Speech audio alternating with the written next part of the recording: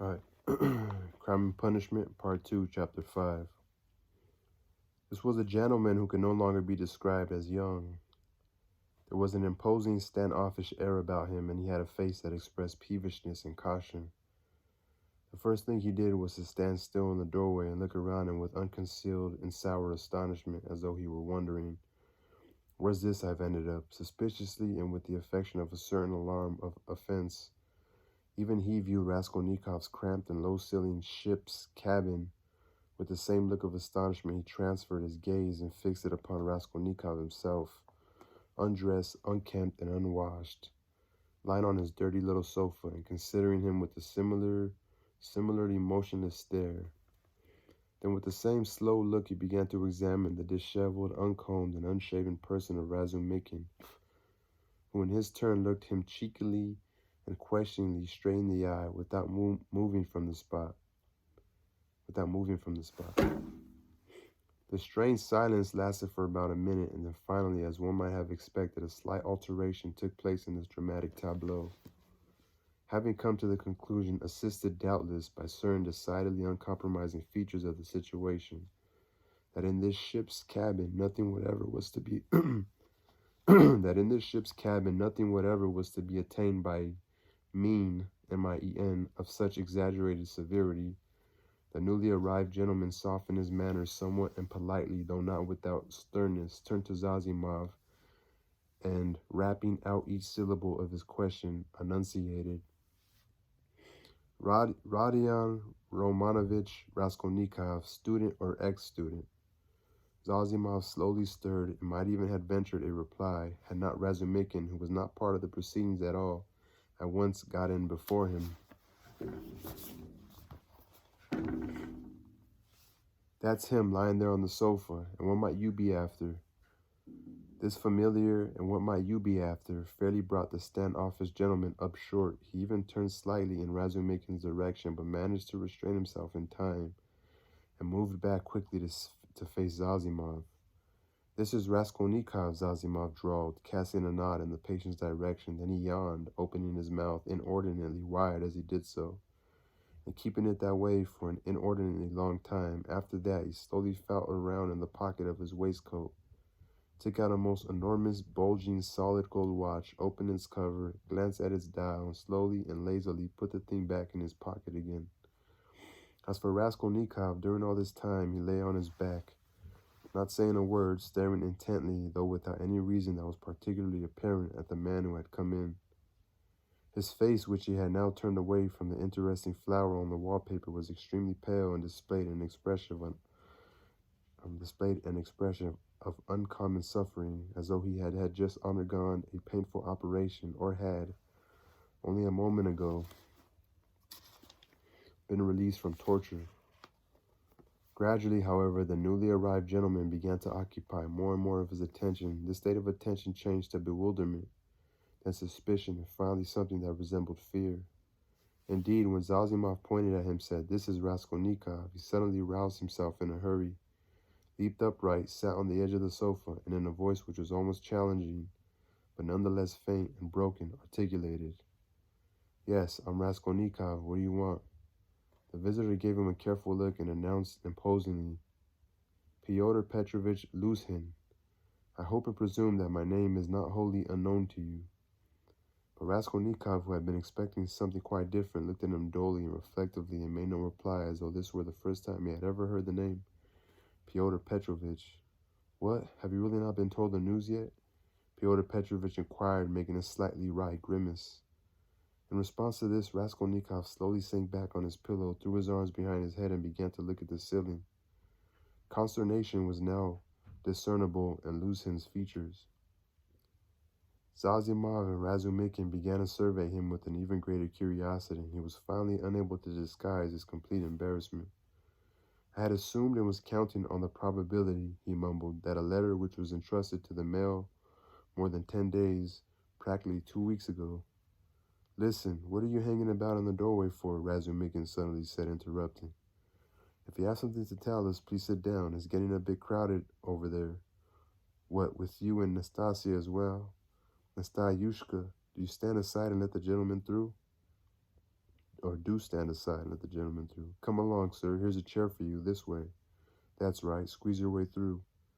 He drew his chair back from the table, made some space between the table and his knees, and waited in a slightly tense position for the visitor to squeeze his way through the small gap. The moment was chosen in such a way as to make refusal out of the question, and the visitor hurriedly squeezed his way through the narrow space, stumbling as he went. Upon reaching the chair, he sat down and gave Razumikin a mistrustful look. Please don't feel embarrassed, Razumikin said carelessly. Radya's been ill for the past 5 days and was delirious for 3. But now he's recovering. He's even been eating with some appetite. That's his doctor sitting there. He's just been examining him, and I'm one of old Radka's friends, an ex-student like him, and I'm here making a fuss over him. So don't bother about us and don't feel awkward. Go right ahead and say what it is you want. I thank you, but do you not suppose that I may disturb the patient by my presence and discourse? Fyodor Petrovich said, turning to Zazimov.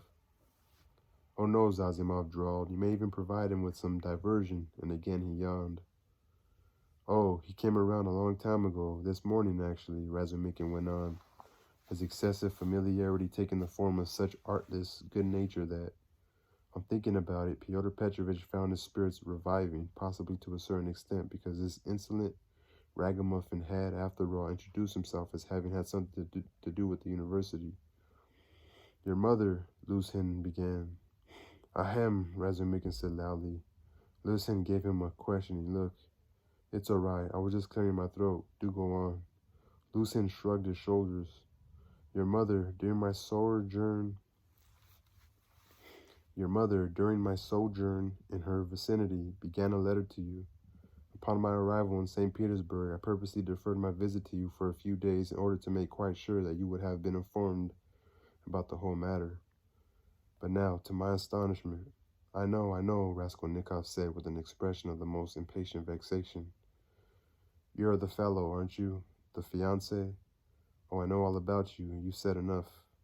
This time Fyodor Petrovich decidedly took offense. But he said nothing. He had lost no time in energetically seeking an answer to what the significance of all this could possibly be. Silence ensued, lasting all of a minute.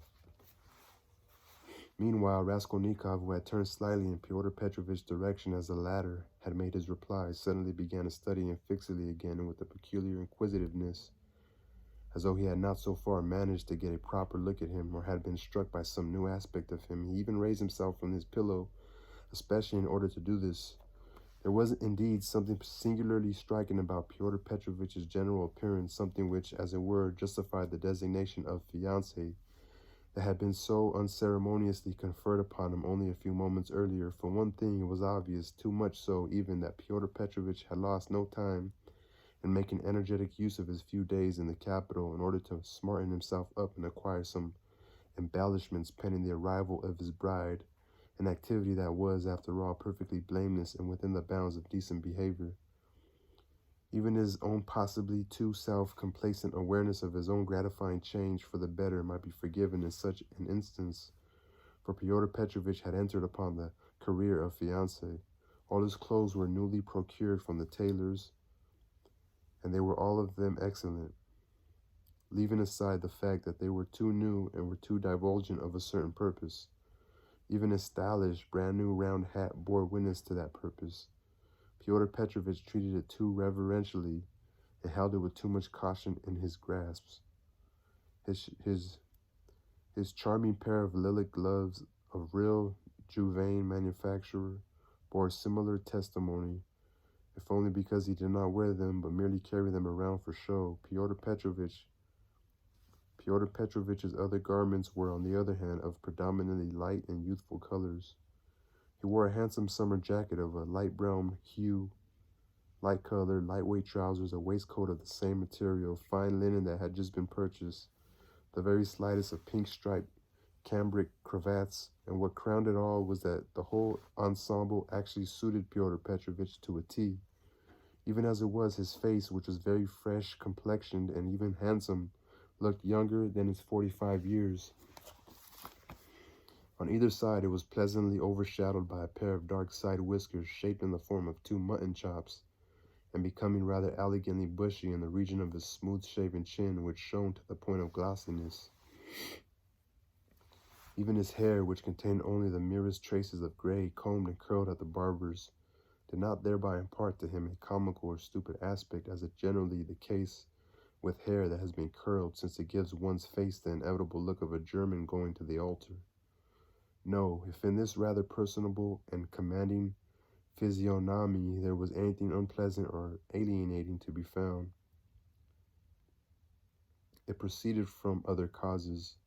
Having examined Mr. Luzhin without ceremony, Raskolnikov smiled a poisonous smile, sank back on his pillow, and began to look at the ceiling again. Mr. Luzhin, however, restrained himself, having apparently decided to ignore all these eccentricities for the present. "I am most sorry to find you in such a plight," he began again, breaking the silence with an effort. "Had I known that you were unwell, I would have called earlier. But business, you understand, I have, what is more, a very important matter at the Senate, and my capacity as a lawyer. Not to mention certain other concerns at which you may be able to guess. I expect the arrival of your family, of your mother and sister, that is, at any moment." Raskolnikov began to stir and appeared to be on the point of saying something. His face expressed a certain agitation.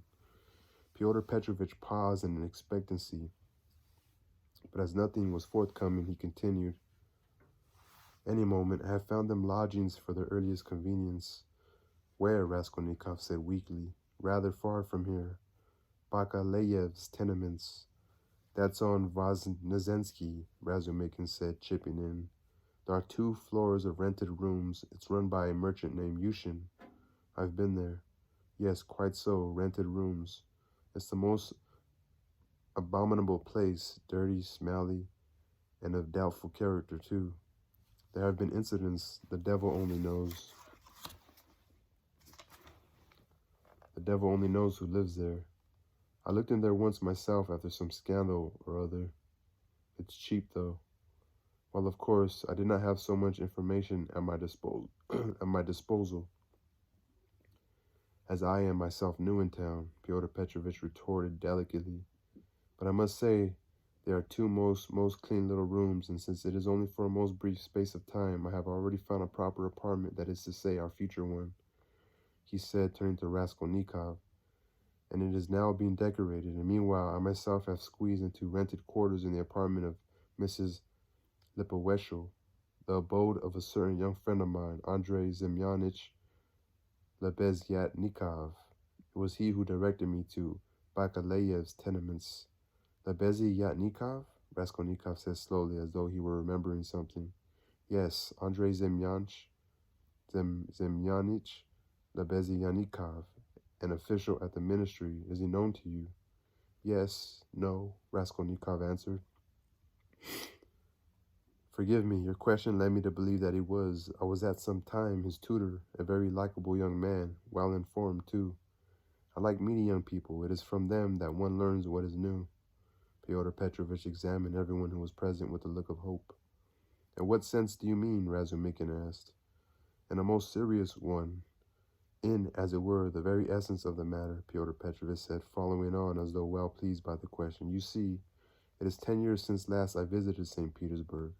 All these innovations, reforms, and ideas of ours, all these things have touched us in the provinces, too, but in order to obtain a clear view, and one that is more comprehensive, it is necessary to be in St. Petersburg. Well, sir, and the opinion I have formed is that one notices and learns most by observing our younger generation, and I will confess I have been encouraged." "By what exactly?"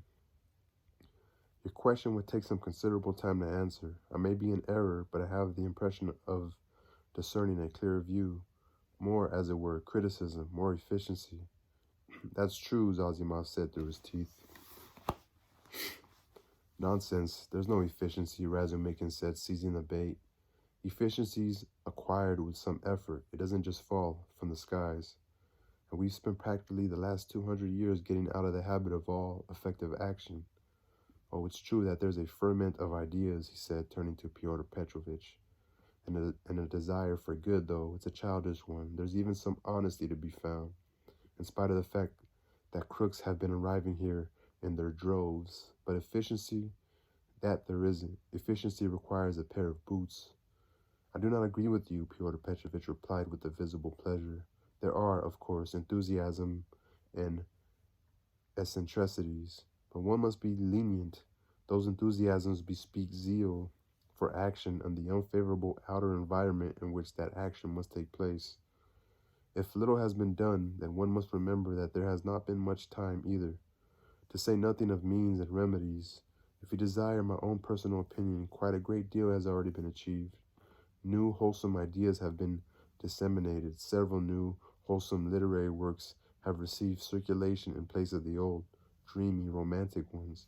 Literature is assuming a more mature inflection. Many harmful prejudices have been uprooted and put to scorn. In a word, we have irrevocably cut our ties with the past. And that, in my opinion, sir, amounts to effective action. He learned that all by rote. He's showing off, Raskolnikov articulated suddenly. What did you say, sir? Pyotr Petrovitch, who had not heard him properly, inquired, but received no answer. It's all true enough, Zazimov hastened to interject. Do you not think so? Pyotr Petrovitch went on, beaming agreeable at Zazimov. You must agree, he continued, addressing Razumikin again, but this time with a certain note of triumph and superiority, and nearly adding, young man, that there is at least prosperity, or as it is said nowadays, progress in the fields of science and economic justice. That's a cliché. No, sir, it is not. Until now, if I were told, for example, love, and I obeyed, what came of it? Pyotr Petrovitch went on with just a little too much haste. What came of it was that I rent my kaftan in twain, shared it with my neighbor, and we both ended up half naked, as a Russian proverb puts it. Go in pursuit of several hares at once, and you will not secure a single one.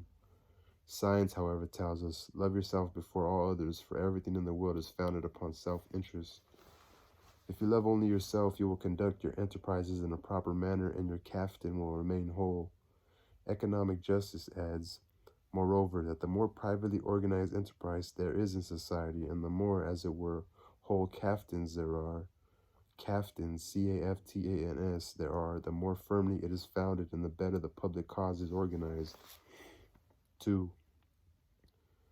From this it follows that in acquiring wealth solely and exclusively for myself, I am by virtue of that very same fact acquiring it for all, and am contributing to a situation whereby my neighbor may receive slightly more than a rent kaftan.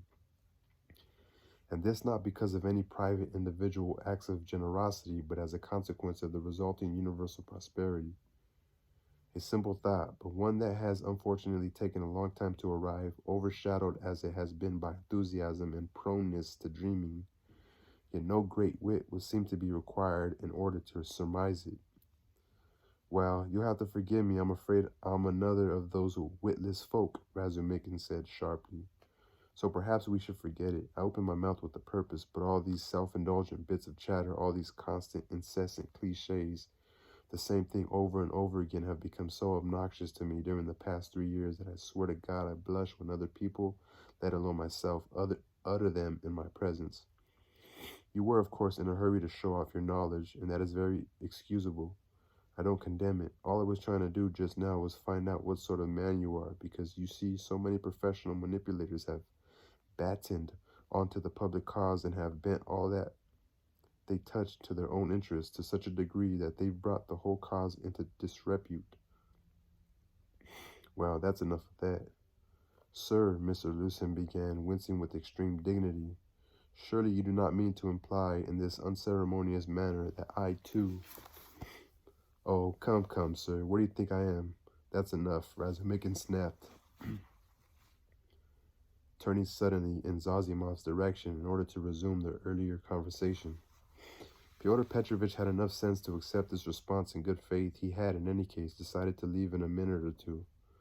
I hope that the acquaintance we have now begun, he said, turning to Raskolnikov, may, after you have recovered and in view of certain circumstances with which you are familiar, consolidate itself even further. I particularly wish you good health. Raskolnikov did not so much as turn his head. Pyotr Petrovitch began to get up from his chair. It was quite certainly one of her clients who murdered her, Zazimov said affirmatively. That's right, Razumikin replied, in an approving tone of voice. Porfiry's not giving anything away, but he's questioning the clients all the same. He's questioning the clients? Raskolnikov asked loudly. Yes, what of it? Oh, nothing. How was he tracking them down? Zazimov inquired. Some of them were pointed out to him by Koch, others had their names written on the paper in which their goods were wrapped, and there were yet others who came in of their own free will when they heard. Well, he must have been a skilled and experienced blackguard then. What audacity, what resolve. That's exactly what it wasn't, said Razumikin, interrupting. That's what's been throwing you all off of the scent. No, in my opinion, he's neither skilled nor experienced, and he's probably a first-timer. If you assume that calculation was involved, and that he's a clever bastard, it all looks rather improbable. If, on the other hand, you assume he was inexperienced, and it looks as though it was only chance that saved him from disaster, and what doesn't chance get up to? And what doesn't chance get up to? For heaven's sake, he may not even have had any idea of the problems he might encounter. And now does he go about doing it? And how does he go about doing it? He takes some items worth 10 to 20 rubles each, stuffs his pockets with them, digs around in the old woman's chest full of rags. Yet all the while, in a cash box in the top drawer of the chest of drawers is a good clear 1,500 rubles in gold. Never mind all the banknotes. He didn't even know how to conduct a robbery. All he knew was the business of killing. It was his first time, I tell you, his first time. He lost his nerve, and it wasn't calculation but chance that got him cut out of it. And it wasn't calculation but chance that got him out of it. I believe you are referring to the recent murder of the sofa servant's widow, Pyotr Petrovich said, breaking into the conversation and addressing Zazimov. He now had his hat and gloves in his hand, preliminary to his departure, but wished to throw in a few more intelligent remarks before leaving. He was evidently concerned to make a favorable impression, and vanity had got the better of good sense. Yes, you have heard about it. So Zazimov responds, yes, you have heard about it. I could hardly have failed to, sir. It happened in the vicinity. Are you familiar with the details? That I cannot pretend, but what interests me about the case is another aspect of it. One that relates to the whole question, as it were. It is not simply that during the past 5 years crime has been on the increase among the lower classes of society. It is not simply the high and unbroken incidence of fires and burglaries. What I find strangest of all is that crime is similarly on the increase even among the upper classes, running, as it were, in a parallel direction. Here there is news of an ex-student robbing the mail on the open road. Here men who, by their social position, occupy a leading place in society are found guilty of forging banknotes. In Moscow they have caught an entire gang who forged the tickets of the last lottery loan. And among the principal culprits was a university lecturer in world history. Abroad, the secretary of one of our embassies was murdered for some obscure financial reason. And now, if this old woman pawnbroker was murdered by one of her clients, it was doubtless a man of the more elevated classes, for musics do not pawn gold articles. And how is one to explain this immoral behavior on the part of the civilized portion of our society? There have been a lot of economic changes, Zazimov commented. How is one to explain it? Razumikin said, rallying to the attack. Why, it may quite readily be explained by the all too deep-rooted lack of effective activity. Explain yourself more clearly, sir. Well, it's what your lecturer in world history replied when he was asked why he'd been forging lottery tickets. Everyone's making themselves better off by various means, so I wanted to do the same in as short a time as possible. I don't remember his exact words, but the gist of it was that he wanted it all for nothing as quickly as possible without any effort. People have grown accustomed to having everything ready-made for them. They're used to depending on the guidance of others, having everything chewed up for them first. Wow. And when the great hour finally struck, they all showed themselves at face value. But do you not consider that morality is involved? And as it were, the rules of... What have we got to worry about? Raskolnikov said, unexpectedly intervening. Why? It's all turned out according to your theory. What theory? Well, if you take those ideas you were advocating just now to their ultimate conclusion, the end result will be that it's all the right to go around killing people. The end result would be that it's all right to go around killing people. For goodness sake, Lucien exclaimed. No, that's not right, was Azimov's comment. Raskolnikov lay pale, his upper lip quivering and his breath coming with difficulty. Everything has its limits, Lucien went on, in a haughty, superior tone. An economic concept is not yet tantamount to an invitation to murder, and one has only to suppose. Is it true? Raskolnikov interrupted again in a voice that trembled with malevolent hostility, betraying a kind of pleasure in being offensive. Is it true that you told your fiancée at the very moment you received her consent that what appealed to you most about her was the fact that she is destitute? Because a man does better to take a wife from a poor background so he can have mastery over her later on and be able to wield the constant reproach over her that he's done her a favor? Sir, Lucien exclaimed in a vicious irritation, flushing scarlet and thrown completely off balance. Sir, to distort my purpose in this manner. Forgive me, but I must tell you that the rumors that have reached you, or to be more precise, which have been brought to you, contain not a shred of solid foundation. And I have my suspicions as to who, to put it briefly, this arrow, to put it briefly, your mother. Indeed, I have already noticed that, for all her excellent qualities, her ideas are somewhat sentimental and romantic in nature. But even so, I was 1,000 versts from the supposition that she could possibly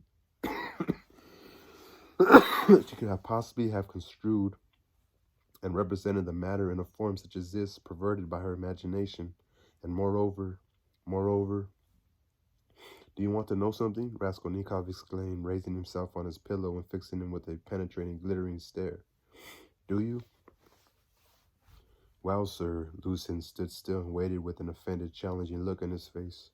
The silence lasted for several seconds. If you so much as dare to say another single word about my mother, I'll knock you head over heels downstairs. Hey, what's gotten into you? Cried Razumikin. Ah, so that's the way it is. Lucien turned pale and bit his lip. Now listen to me, my good fellow, he began in measured tones, doing his utmost to restrain himself, but breathing fiercely nonetheless. From the very outset, as soon as I arrived here, I observed your hostility, but remained here on purpose in order to learn more. There was much that I am willing to forgive a man who was ill, and a relative of mine, but now I will never. I'm not ill, Raskolnikov shouted. What a pity. Oh, go to the devil. But Lucien was already on his way out, not bothering to finish what he had been saying, squeezing his way once again between table and chair. This time Razumikin stood up in order to let him through. Without giving anyone a glance and without even nodding to Zazimov, who had for a long time been motioning to him to leave the sick man in peace, Lucien went out, cautiously raising his hat to shoulder height as he bent down in order to pass through the doorway.